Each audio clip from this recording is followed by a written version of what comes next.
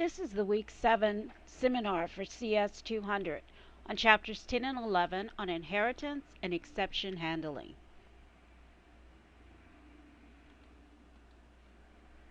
Inheritance is similar to real life. A will and testament passes down property from one generation to another. In a computer program and in a Java program, classes are reused. Variables are passed down, methods are passed down. Some are invisible, meaning that they're not available, and then some of them are available. The advantages of inheritance is that you can concentrate on code that has not been written, and it allows you to inherit new behaviors from other classes that have been compiled and debugged. This is an example of a rectangle class. In this rectangle class, it has two variables that are private. It has a constructor where you pass the width and the height, and it does a little housekeeping. It says if the width and the height is greater than 0, then go ahead and assign those to those variables. Otherwise, send out a message that says the width and the height has to be greater than 0. You have three other public methods, one called perimeter, and you pass it the width and the height, and it calculates the width and the height and passes it back as a double. The area, you pass the width and the height, and you multiply those two together and pass it back as a double. And then the last one, the string, toString, this is a combination of everything that has happened in your class, where I tell it what the width was, what the height was, what the perimeter was, and what the area is. So that's one class. And if I look at a box, let's say I look at the box and I have width, I have height, and I have length. And if I wanted to find out what the volume is and the surface area of that box, these are the formulas that I would use. So this is what I'd like to do. I'd like to multiply the width times the height, and that's the base, and then multiply that by the length, and that'll give me volume. If I want to do surface area, I would say 2 times the width times the height plus 2 times the width times the length plus 2 times the height times the length. And the reason why I'm doing that is you notice that each of the boxes, you have a top and the bottom. You have here a left and the right side that's the same dimension, and a front and the back that's the same dimension, and that's why we do 2. Okay, so what I'm going to do is create a class that's called box, and I'm going to extend the rectangle class that I created before. I have the variables that I have base, length, volume, and surface. Those are my doubles, and they're all private. And what I'm going to do is I'm going to pass those variables through the box constructor. Is what I'm going to do right here, the box constructor. And the box constructor, what it will do is it'll pass the width and the height to the rectangle class. And then based off of that, I can say the area, area is a method from the rectangle class. And I say area, a base is equal to area of the width and the height. And the length is going to be x, the length that's being passed here. I'm putting in a variable called length, and so my volume is my base times my length. Surface area is going to be 2 times my base, which is my width times my height, 2 times my height times my length, 2 times the area of width times length. Okay, so that's going to give me my surface area. And I can use these calculations, and I can summon them from these methods called volume, and it passes a double, and surface area, and it passes a double. And here I can say string. And what this does is it goes to the rectangle class, finds its string variable, toString method, and then it attaches to it length, I'm going to a new line, and length is equal to length, volume is equal to vol, and surface area is equal to surface.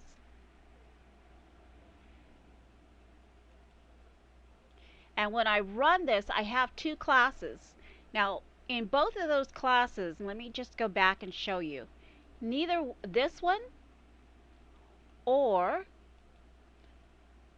the rectangle one has a main method. In order to run our classes, we have to have a main method.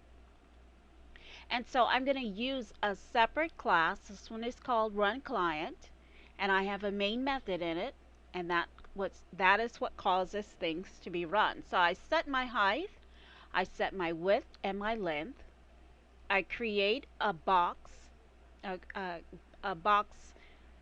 variable, and I pass it the width, the height, and the length. And then I print out my toString, which is going to tell me everything that's been calculated within that class. Okay, so this is what the output is going to be. I have the width, I have the height, I have the perimeter, the area, the length, the volume, the surface area. Okay, sometimes we might have a class that wants to be called, let's say, shape, and we want two methods that calculate the area and the perimeter. Now, if I wanted to do this and I wanted two new classes, one that's called a circle and one that's called a rectangle, the calculations for the area and the calculations for the perimeter, or in the circle case, circumference, is different. Notice how different they are. Well, I can do this by creating a class called shape. I can have a private constant, and then I have two public methods. But these two methods, I'm not going to put any code in. And that's when I don't put any code in something, it's called abstract. Okay, and what I'm going to do is create two other classes, one called circle and one called rectangle. And in the circle one, I'm going to define the radius, and I'm going to have a variable called area and one called perimeter. And I'll have a method called area. Now this time I'm going to define what's going to happen into it. The calculations that we talked about before, in the circle one, it's going to calculate pi times radius times radius. Now remember, pi is part of the shape, in the shape class, and it's being handed down to the circle class. And then perimeter is the circumference of a circle, and it's going to be different than for the rectangle. So in this one, I'm going to have variables that says width, height, area, perimeter, and then I'll have two methods that's specific to the rectangle class. Now the classes that I'm going to create, as I said, is a shape class, which is a super class. That's where I'm passing down all the information. Then I have a circle class, which is a subclass, a rectangle class, which is a subclass, and then I'll have a shape client, and this class will have a main method, and we can test our code. Okay, here's the first one. It's abstract because these two methods says, okay, I'm passing back a double, I want a method called perimeter, and then that's all I tell it. This one, again, it's public, it's abstract, meaning that I'm not going to implement it, I'm not going to tell it what code to calculate. And then I have double, and then area, and then semicolon. Here I have a final constant, pi, and this is the constant variable. Okay, so that's my shape class. My circle class extends my shape class, so I'm passing down the pi constant, and then I define some other variables like area, perimeter, radius. And in this one, I'm going to have a constructor that says is going to pass the radius. So I'm going to have radius is equal to x radius. Then when I have the public area, I will have area is equal to pi times r squared, or r times r. The perimeter is equal to 2 times the radius times pi. And that's for a circle. When I look at the ones for the rectangle, I'm still extending the shape class. I have my additional variables on. I have the area and the perimeter. I have to double for the height and the width. In my constructor, I'm passing the width and the height, and I'm setting those two variables. In the public area calculation, I'm saying area is equal to width times height. And if I look at perimeter, I'm saying 2 times the width plus 2 times the height is the perimeter. Now this is the class that allows me to test my classes that I've created. It has a main method. In it, I'm going to define what a radius is. Radius is 6.0. My circle is the type of class C, circle, and then I'm passing my radius. Then I'm going to print out circle, that's just a comment, and then I'm going to say radius, what my radius is, and then my area, which is C dot area, and then circumference is C dot perimeter, and then a couple of spaces.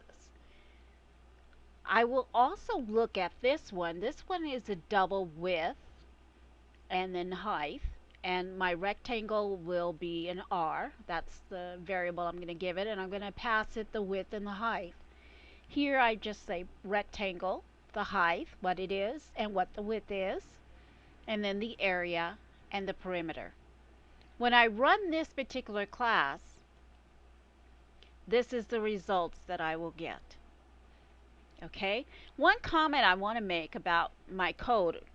In order to get it to fit on the screen, I didn't have a chance to put the comments, but it's very important that you put comments. I could have done a double line and then circle and radius, setting the radius, calculating the area, calculating the perimeter or the circumference, and that's what we need to do. And that's one of the things that if you look at the book, because of the amount of code that's there, they may not have all of it commented, but it is a good idea to comment your code so somebody coming after you will know what you're doing.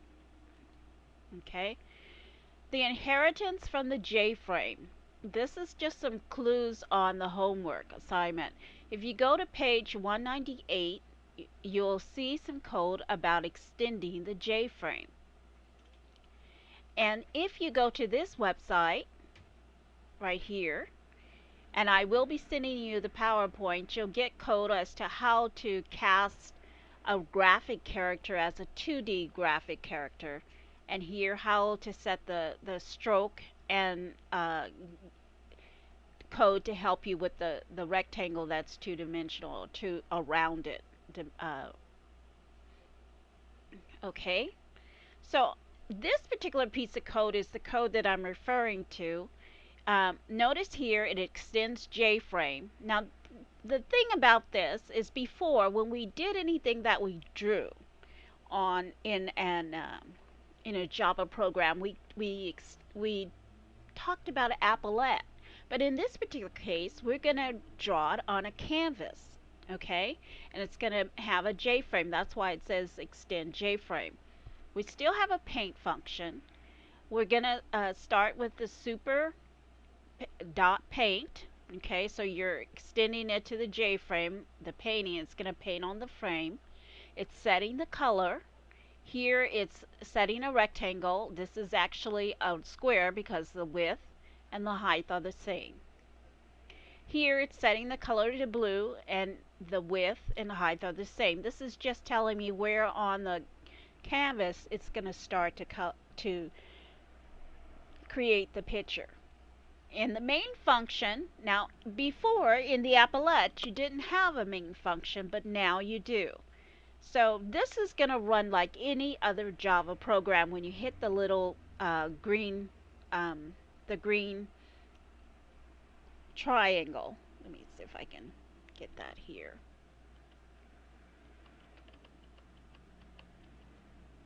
Okay, before when you wanted to run an applet, you would right click and click on run,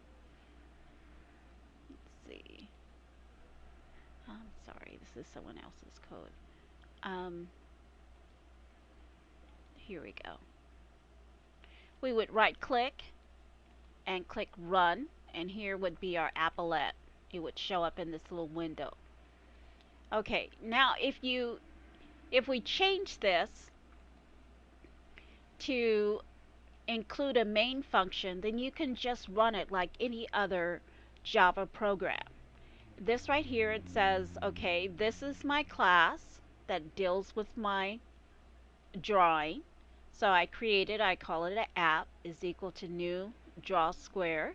I set the size of the canvas, I make it visible, and then I tell it that after it comes up, if I click the little red square in the upper right hand corner, it'll close the application. Otherwise, it'll continue to run.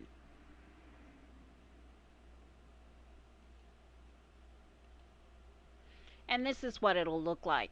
And this is what I was talking about here. If I click this, it will stop it from running. It'll close the program. And that's what that piece of code is right here. App.setDefault close operation, exit on close. This is a constant, and you can, when you do app dot, if you wait a little while, you'll get a whole list of set values. Okay. Okay, chapter 11 is on exception handling. There are errors that we can trap with code, meaning that we have code that looks and sees whether or not the code is correct before it goes to the next statement. And then there is code that requires that we trap it a certain type of way in a try-catch loop, and that's called exception handling.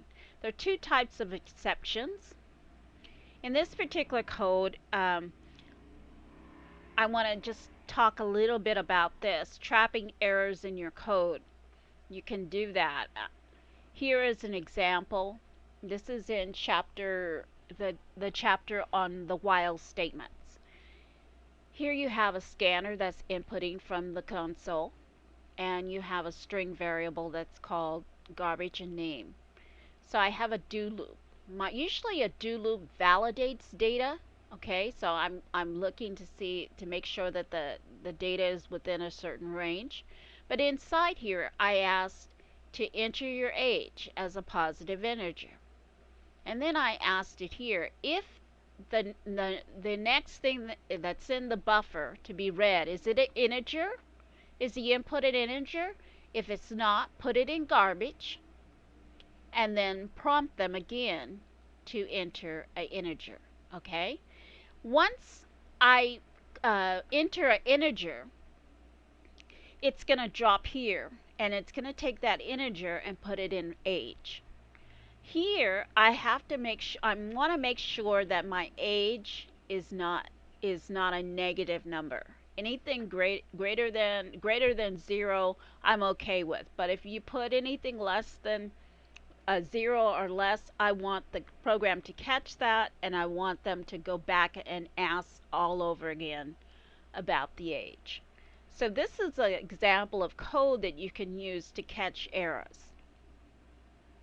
Okay, these are called unchecked errors. These are runtime errors. Arithmetic exceptions like dividing by 0. Okay, in that case, before you divide two variables, make sure that variable that you're dividing by is not 0. And arrays out of bound, you can find out whether or not the index that you're trying to use is within the rows and the number of columns for that array. There are a lot of things that you can do to actually avoid these types of errors. Okay? But then there are some errors, and they're called checked exceptions. And in those checked exceptions require that you use a try except block. Now, what's the difference between an unchecked and a checked error? These particular ones does not require that you use a try catch block. Okay, that means you can use other code to find those errors and fix them. Why would you want to do that if we have this try-catch block? Because the try-catch block is a little bit more expensive to execute than to use the regular code for Java class.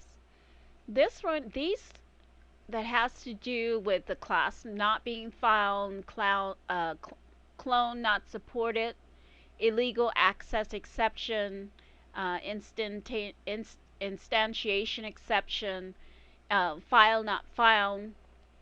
Those are types of exceptions that you must use a try. This right here, try. It's going to try this code in here. And if something goes wrong, meaning like if they can't find the file name, or they try to convert something that's not what it should be, it's going to say, uh-oh, there's a problem, and it's going to print out a statement. Now, this is very simple. A lot of code, if you're going to go through the process of using that, you will do more than just spit out an answer. You might have it where it actually fixes something or goes to a default. So those are the types of things that are handled in the exceptions. And that concludes this week's webinar.